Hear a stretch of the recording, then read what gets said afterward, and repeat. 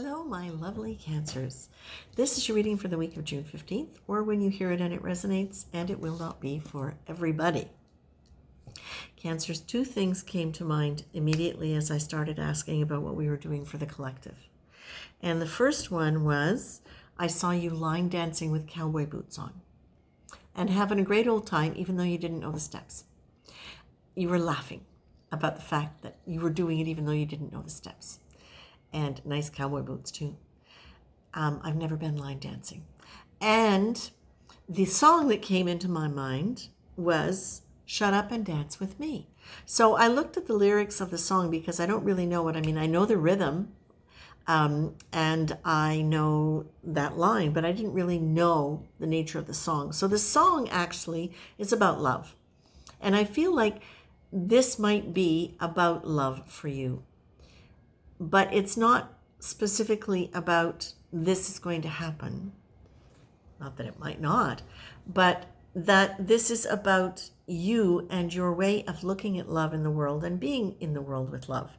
And I know we've talked about this theme before. What I really love about this one is you're saying, shut up and dance with me. And in the song, it's really about, keep your eyes on me. Don't look back. I'm it. And that really is what I'm looking at. And I feel shivers here. I feel like I want to celebrate for you because it feels like now this is you being able to say, it's my time. It's my turn. I feel, Cancers, that, with your really tender heart, I'm feeling very strongly that some of you had a very profound first love that you, possibly in your youth, imagined was going to last forever. And it was a real rude awakening when it didn't.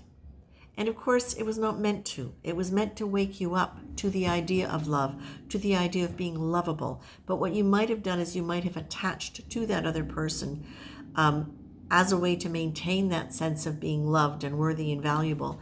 And that can lead into some of the caretaking behaviors when we are not really sure of our value. We can grow into or move into taking care of as a way to make sure that we still stay valuable to someone. That's why it's so important to develop a sense of our own value and our own confidence that we deserve love, that we don't have to earn it. And that's what I feel like you are being moved towards, that you're moving out of that kind of stuck, hopeless state, like it's always going to be like this. What you're being told here is if there is anything holding you back still in your mind, you're being told forgiveness really is a key for you in being able to let go. It's forgiving yourself.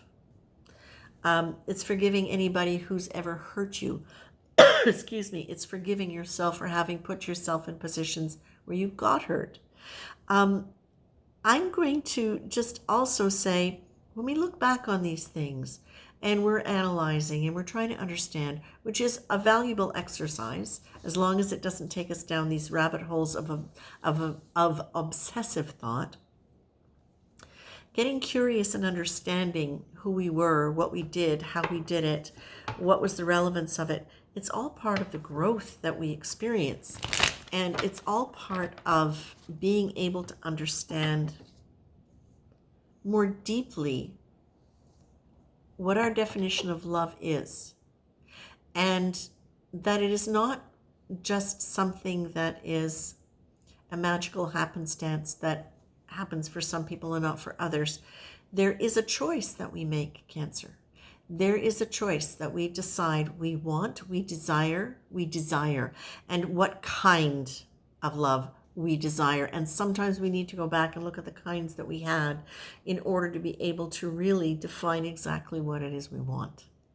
First thing is that self-love. And I know a lot of people, I've actually had a couple people comment on the idea of self-love lately as being like, oh, all that. And it can sound kind of sappy and like, very Disney-ish self-love, but it really is ultimately self-respect and trusting that we deserve what it is we deeply desire and doing what we need to do to care for ourselves in our approaches, in our attitudes, with our mind, with our intention, to move towards that. That's self-love.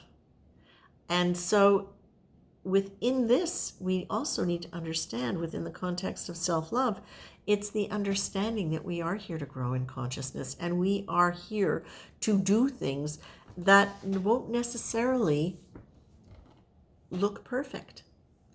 But we are here as part of a living process to have experiences so that it opens us up to the discovery, to the questioning and the discovery that we are more than what we thought.